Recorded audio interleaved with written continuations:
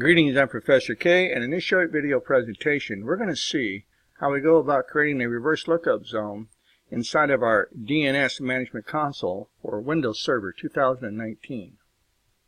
And though I am using a Microsoft Windows Server 2019 installation to demonstrate this procedure, this same procedure works for Server 2012 and Server 2016. So I'm currently up inside of my DNS management console on my DC1. Now if I go over here to where it says reverse lookup zone and I right click, I have the option to create a new zone. Let's go ahead and click that option. That brings up the reverse lookup zone wizard. Let's go ahead and click next. And we're going to go ahead and create a primary zone. This is our primary reverse lookup zone.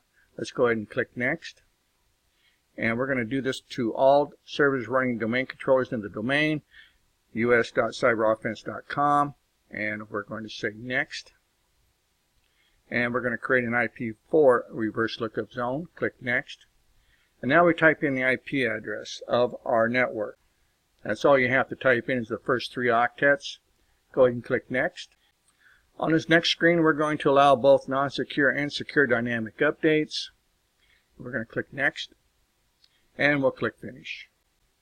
Now that we have the reverse lookup zone created, it might take a few minutes for these records to update.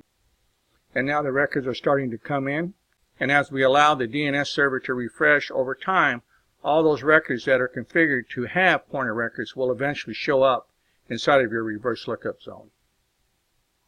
So what's the purpose of a reverse lookup zone?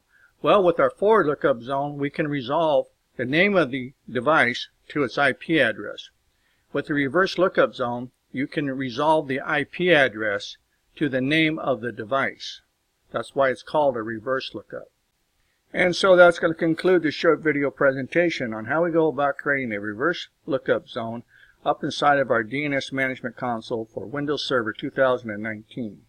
So if you have any questions or you have any concerns about any of the information that was presented to you in this short video presentation, please do not hesitate to reach out, contact your instructor, and I'll see you in my next video.